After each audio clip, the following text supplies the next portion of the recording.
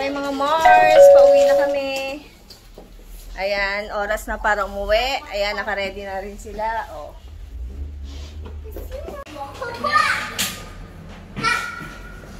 Okay.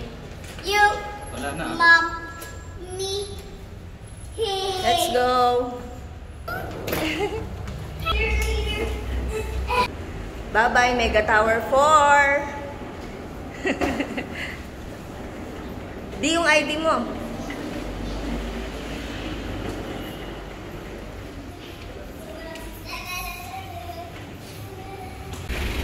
We're going home, mga Mars. Mauna na ako sumakay, no? O, si Kuya Dud. Sa likod yan, Di. Yung bag ni Liam. Yung bag ni Liam. Hello, mga Mars. Good morning. Ayan. Nako, fresh na fresh. From Baguio City. Ayun yung tatlo, busy. Ayan o, busy sila. Si Kuya Dude hindi pumasok kasi hindi maganda ang kanyang tiyan. Kaya pinag-absent ko na muna siya. Si Liam naman, pagka uwi namin, ayun, hindi rin maganda ang timpla ng tiyan.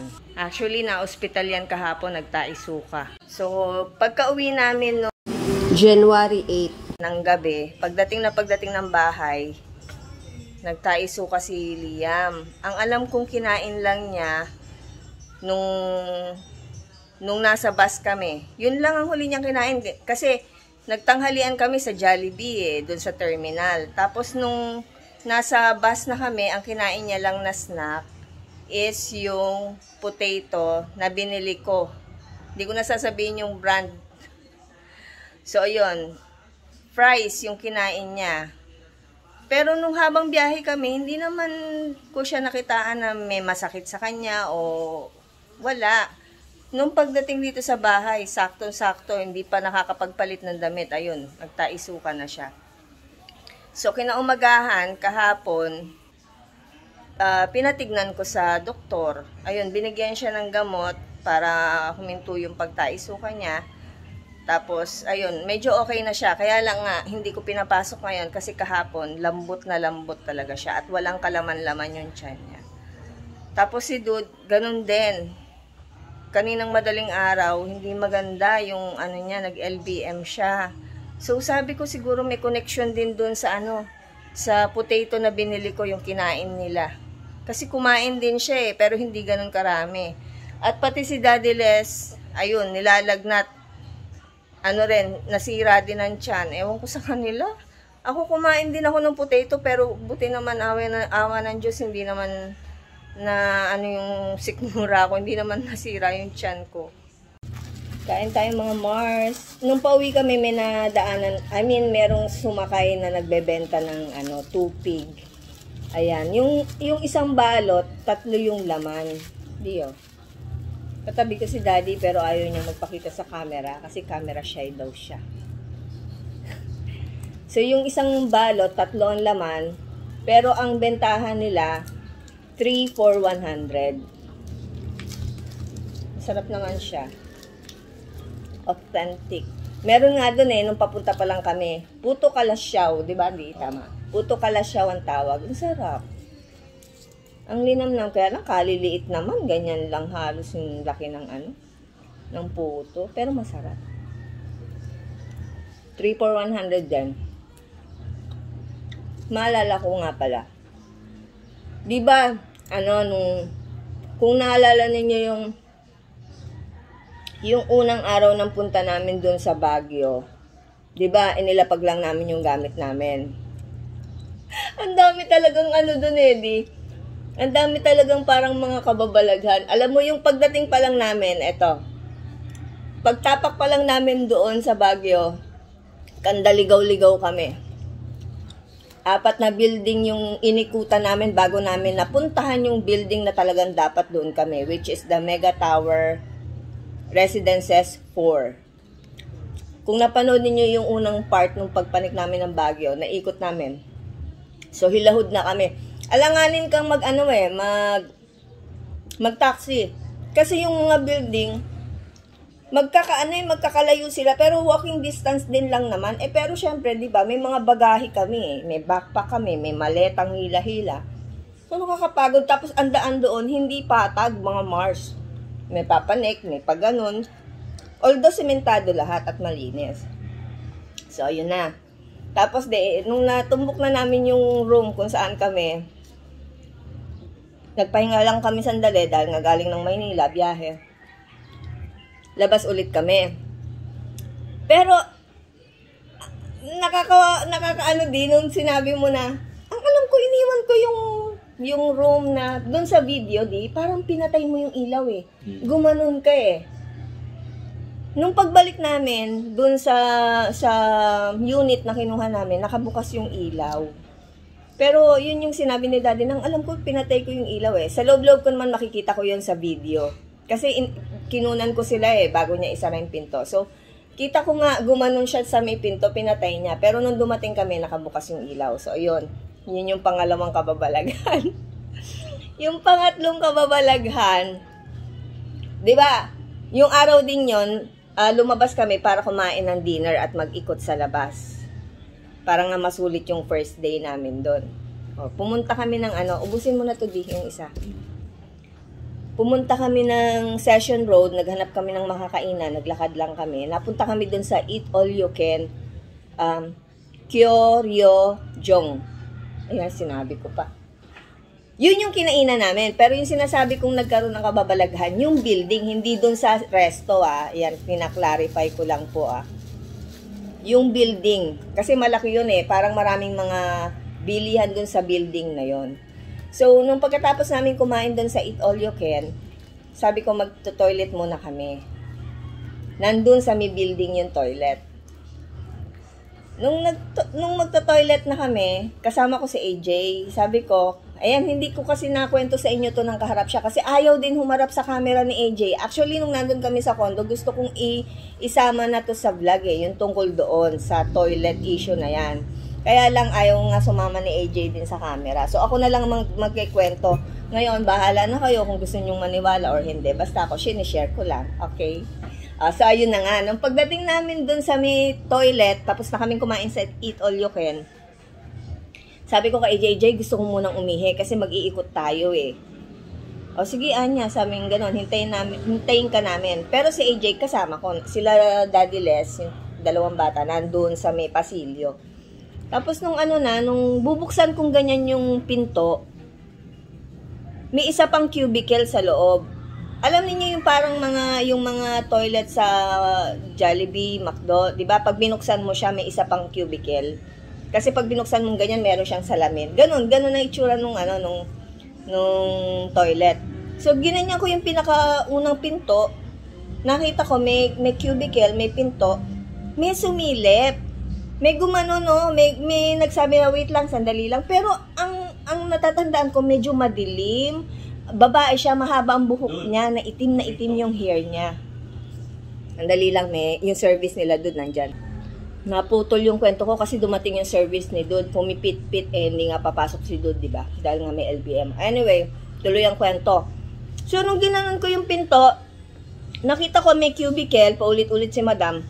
Yung cubicle may sumilip, parang ang ibig niya sabihin, wait lang, sandali lang. Pero madilim ang itsura, pero nakakasiguro akong babae siya kasi mahaba yung buhok niya. At eto mga Mars, nung sumilip pa lang ganon, nakita rin pala ni AJ, kasi nasa likod ko si AJ sumilip din na ganyan si AJ, so nakita niya, alam niya na may tao. So sabi ko, may tao, sige, wait tayo dito. Then nandun kami sa labas, nakatayo kaming ganyan, nagiintay kaming matapos yung nasa loob.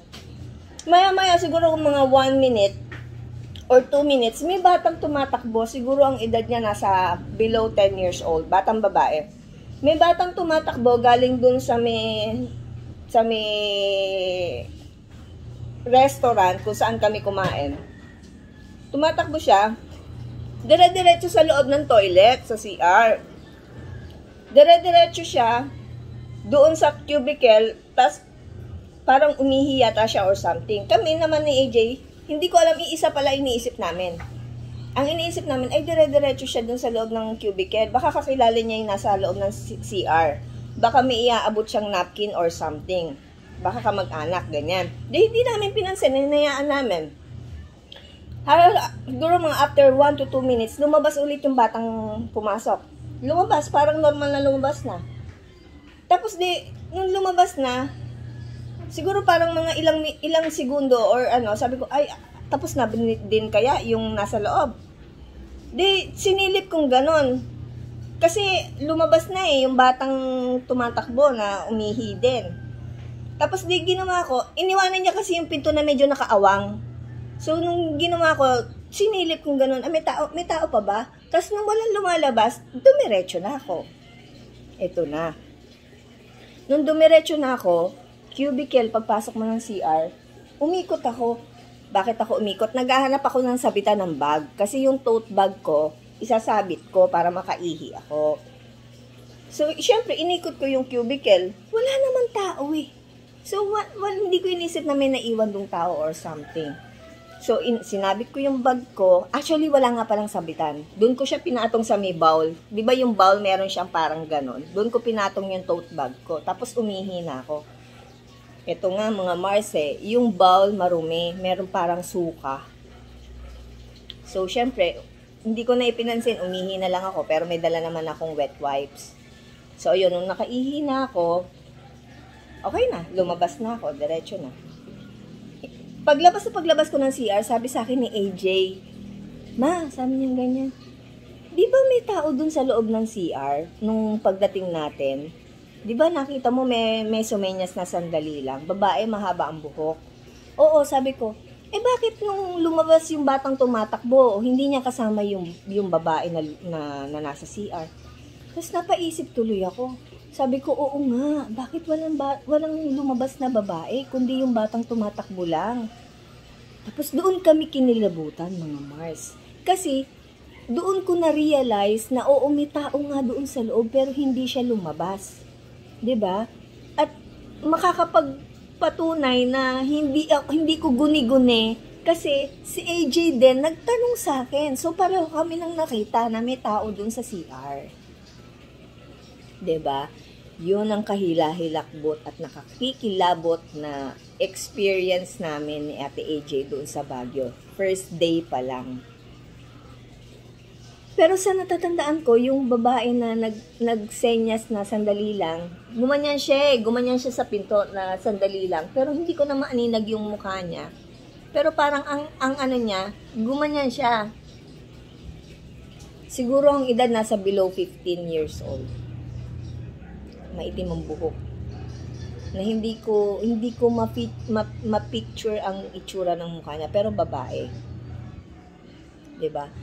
So, pauwi kami ng hindi pa kami umuwi noon. Nasa daan kami, naglalakad kami para mag-stroll pa. Nakarating nga kami sa Burnham Park. Habang naglalakad kami papunta doon, hilakbot kami ni Ate AJ na pinag-uusapan yung tungkol doon dahil hindi kami maka-get over, hindi kami maka-move on. Hanggang nung pagdating namin dun sa unit, dun sa building kung saan kami nagstay, para kaming mga tanga na hindi kami makagamit ng toilet. Alam mo yung takot na takot kaming isarado yung CR. Takot na takot kaming isarado yung CR kasi para bang yung naiisip mo yung nangyari dun sa sa building kung saan kami kumain. Nakatakot. Bali pa nun,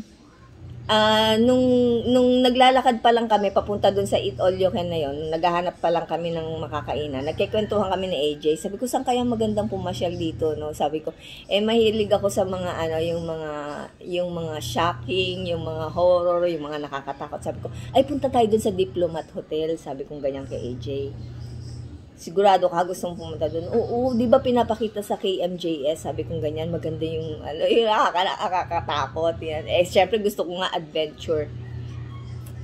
Kaya nung after nun, nung maisip namin yung kahila-hilakbot na nakita namin doon sa toilet na wala naman pala talagang tao, wala naman pala talagang babae. Sabi ni Ate AJ, gusto mo pang pumunta sa Diplomat Hotel? Sabi ko, hindi na, ayoko na. Ayos na, sold na ako doon sa nakita ko. Sabi kong ganyan. Marami daw doon ganon yung mga kababalaghan. Kaya sabi ko, Alam niyo mga Mars, 27 years na hindi ako nakapanik ng Baguio. Tanda-tanda ako kasi nung huling panik ko ng Baguio, kasama ko si AJ, 1-year-old siya. Wala na nga lang yung picture eh. Pero 1-year-old siya noon nung makarating kami doon. Tagal, ilang taon din, di ba? Pero ang ganda ng Baguio. Malinis, matao lang talaga. Kasi nga pasyalan, di ba? So, yun lang naman na share ko lang sa inyo. And bahala na kayo kung gusto ninyong maniwala or hindi, or sabihin ninyo, kwentong barbero or something, hindi. Kasi dalawa kami ni Ate AJ na nakakita na may tao doon. Kaya nga, tanga ba naman kaming hindi pa natatanga doon sa may labas ng CR, eh may mga kasama kaming nag-iintay. Tatambay ba naman kaming mag-iintay doon sa labas kung alam namin na walang tao doon sa loob, di ba? May gumanyan nga eh, sabi sandali. Kaya nag-intay kami. Di ba? Eh may batang tumakbo, pumasok doon sa CR. Akala ko nga kakilala niya eh. Sabi ko baka iaabot yung tissue or something or napkin. O di nag-intay kami. Maya-maya yung batang tumatakbo lumabas na. Sabi ko ay asa na yung kasama niya?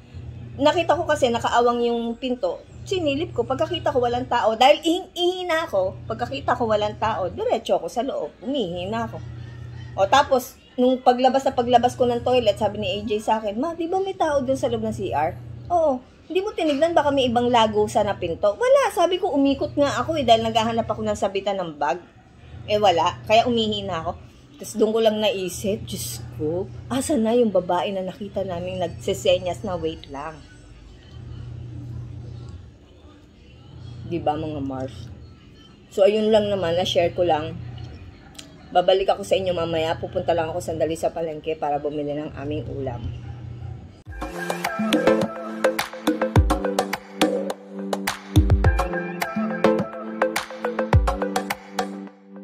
Repolyo. Yung repolyo, yung ano lang, katamtaman. Ito ang binibili kong sibuyas mga Mars, hindi yung masyadong malaki. So, ayan, ganito ang itsura dito sa palengke ng Candaba, mga Mars. Ayan, ang daming gulay. Kay Kuya Noel. Shout out kay Kuya Noel. Ayan, shout out kay Michael na nagtatakal ng mantika. Sarap.